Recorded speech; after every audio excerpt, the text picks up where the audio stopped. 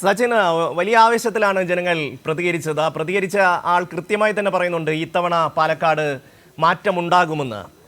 സച്ചിൻ, അവിടുത്തെ ഒരു വിഷയത്തെ സംബന്ധിച്ച്, അതായത് ഈ സരിൻ LDFിൻ്റെ സ്ഥാനാർത്ഥിയായി വരുന്ന ഒരു സാഹചര്യത്തിൽ നമുക്കറിയാം KPCC അധ്യക്ഷനുൾപ്പെടെയുള്ള ആൾക്കാർ ഉപയോഗിച്ച പദങ്ങൾ വളരെ നിസ്സാരമായി ലാഘവത്തോടുകൂടി കണ്ടവരൊക്കെ കാര്യങ്ങളൊക്കെ മാറ്റി പറഞ്ഞു തുടങ്ങി.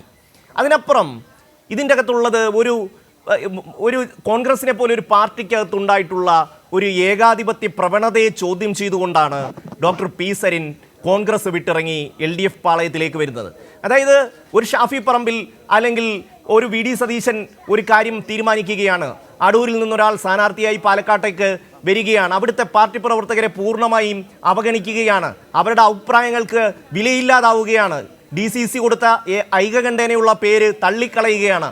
ഇങ്ങനെയുള്ള ഒരു ഏകാധിപത്യ പ്രവണത നമ്മുടെ ഒരു ജനാധിപത്യ സംവിധാനത്തിന് എത്രമാത്രം ഗുണകരമാകും എന്ന ചോദ്യം ഉയർത്തിക്കൊണ്ടാണ് ഡോക്ടർ പി സരിൻ കോൺഗ്രസിൽ നിന്ന് പുറത്തേക്ക് വരുന്നത്. ആ ചോദ്യത്തിൽ ഒരുപാട് ഘടകങ്ങളുണ്ട് എന്ന് അവിടുത്തെ കോൺഗ്രസിൻ്റെ സാധാരണപ്പെട്ട പ്രവർത്തകർ മുതൽ കെ മുരളീധരൻ ഉൾപ്പെടെയുള്ളവർ തിരിച്ചറിയുന്നു എന്നൊരു യാഥാർത്ഥ്യം അവിടുത്തെ കോൺഗ്രസ് അണികളെ ഇത്തവണ മാറ്റി ചിന്തിപ്പിക്കും എന്ന കാര്യത്തിൽ തർക്കമുണ്ടോ സച്ചിൻ?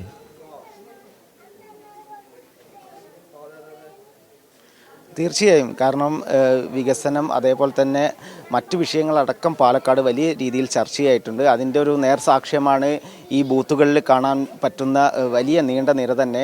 കഴിഞ്ഞ വർഷങ്ങളെ അപേക്ഷിച്ച് വലിയൊരു ജനപ്രവാഹം തന്നെയാണ്, വോട്ടർമാരുടെ ഒരു പ്രവാഹം തന്നെയാണ് രാവിലെ മുതൽ എല്ലാ ബൂത്തുകളിലും കാണാൻ വേണ്ടി സാധിച്ചിട്ടുള്ളത്.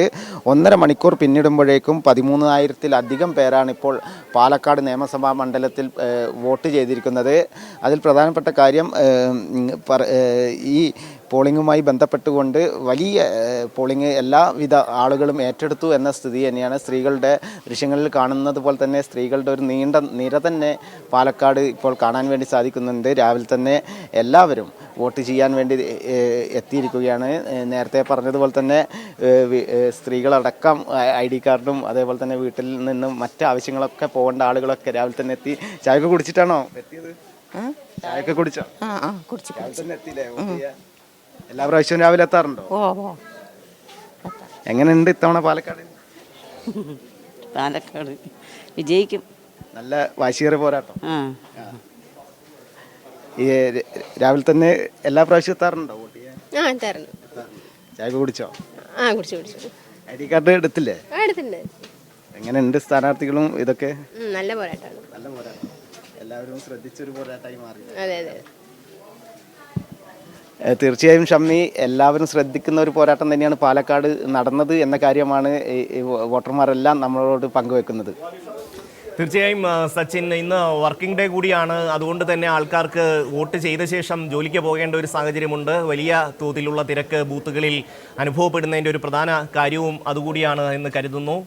സച്ചിൻ തുടരുകയാണ്. സച്ചിൻ, പിന്നെ അവിടുത്തെ ബൂത്തുകളിലെ മൊത്തം വോട്ടർമാരുടെ ഒരു പ്രതികരണം എടുത്തു നോക്കുമ്പോൾ നമുക്ക് മനസ്സിലാവുന്നത് ഒരു മാറ്റത്തിൻ്റെ ലക്ഷണം പാലക്കാട് ഉണ്ട് എന്ന് തന്നെയാണ്. ഇപ്പോൾ സച്ചിൻ സംസാരിച്ച ആൾക്കാരിലൊക്കെ കിട്ടുന്ന ഒരു സൂചന അതാണ്.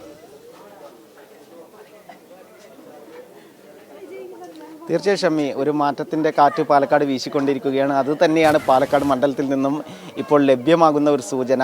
ഞാനിപ്പോൾ നിൽക്കുന്ന പറക്കുന്ന GLP സ്കൂളിലാണ് CPIMൻ്റെ കേന്ദ്ര കമ്മിറ്റി അംഗം AK ബാലനും കുടുംബവും വോട്ട് ചെയ്യാൻ വേണ്ടി എത്തുന്നത്. അല്പസമയത്തിനകം CPIMൻ്റെ കേന്ദ്ര കമ്മിറ്റി അംഗം AK ബാലനും കുടുംബവും പാലക്കാട് നിലവിലെ പറക്കുന്ന GLP സ്കൂളിൽ വോട്ട് ചെയ്യാൻ വേണ്ടി എത്തും. അതിനാൽ തന്നെ പാലക്കാടിനെ സംബന്ധിച്ചിടത്തോളം പാലക്കാട് എല്ലാവിധ സുരക്ഷാ സന്നാഹങ്ങളോടും കൂടിയ ഒരു തെരഞ്ഞെടുപ്പ് തന്നെയാണ് നടക്കുന്നത്. കാരണം മുൻപ് തന്നെ ചില പരാതികളൊക്കെ ഉയർന്നിരുന്നു. ഇരട്ട വോട്ടും അതുപോലെ തന്നെ മറ്റ് പ്രശ്നങ്ങളൊക്കെ ഉയർന്നതിൻ്റെ അടിസ്ഥാനത്തിൽ കർശനമായ സുരക്ഷയോടുകൂടിയാണ് ഇത്തവണ പാലക്കാട് തെരഞ്ഞെടുപ്പ് നടക്കുന്നത്. അതായത് 35 ദിവസത്തോളം നീണ്ട ഒരു പ്രചാരണത്തിൻ്റെ അവസാനം ജനങ്ങൾ വിധിയെഴുതുന്ന മണിക്കൂറുകളാണ് ഇപ്പോൾ പുരോഗമിച്ചുകൊണ്ടിരിക്കുന്നത്. അതിൽ എല്ലാവിധ ആളുകളും ഈ വോട്ടെടുപ്പിനെ സ്വീകരിച്ചു എന്ന കാഴ്ച തന്നെയാണ് കാണാൻ വേണ്ടി സാധിക്കുന്നത്. ഏറ്റവും പ്രധാനപ്പെട്ട കാര്യം 1.5 മണിക്കൂറിനുള്ളിൽ 13,000-ലധികം പേർ വോട്ട് രേഖപ്പെടുത്തി. അതിൽ കൂടുതലായും ഈ പാലക്കാട് മുൻകാലങ്ങളെ അപേക്ഷിച്ച് കൂടുതൽ വോട്ട് രേഖപ്പെടുത്തി എന്നത് തന്നെയാണ് കാണാൻ വേണ്ടി സാധിക്കുന്നത്. 1,94,000-ലധികം വോട്ടർമാരാണ് നിലവിൽ പാലക്കാട് മണ്ഡലത്തിലുള്ളത്. അതിൽ കൂടുതലും സ്ത്രീകൾ തന്നെയാണ്. അതിനാൽ തന്നെ സ്ത്രീകൾ രാവിലെ തന്നെ എല്ലാ ബൂത്തിലും സ്ത്രീകൾ സജീവമായിട്ടുണ്ട്. അവരൊക്കെ രാവിലെ തന്നെ വീട്ടുജോലി അടക്കം ഉണ്ടാകും. ചായയൊക്കെ കഴിച്ച ആളുകളുണ്ട്. ചായയൊക്കെ കുടിച്ചോ അമ്മ?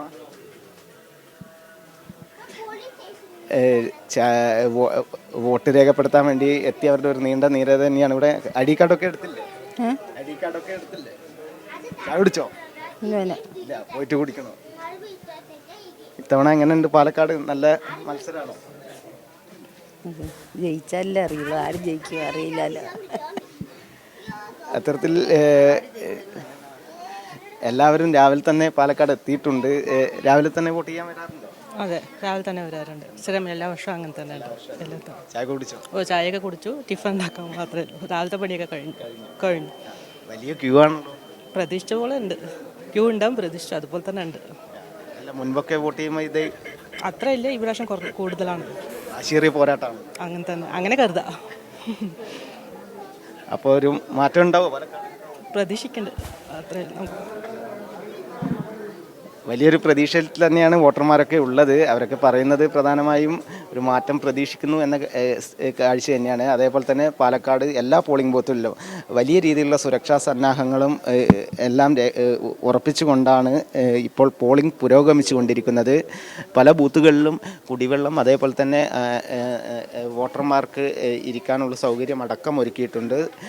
സംസ്ഥാന പോലീസിൻ്റെയും അതേപോലെ തന്നെ കേന്ദ്ര സേനയുടെ അടക്കം നേതൃത്വത്തിലാണ് സുരക്ഷാ പ്രവർത്തനങ്ങൾ ഓരോ ബൂത്തിലും പുരോഗമിച്ചുകൊണ്ടിരിക്കുന്നത്. വലിയൊരു പോളിംഗ് ശതമാനം 1.5 മണിക്കൂറിനുള്ളിൽ പാലക്കാട് ഉണ്ടായിട്ടുണ്ട് ഷമ്മി.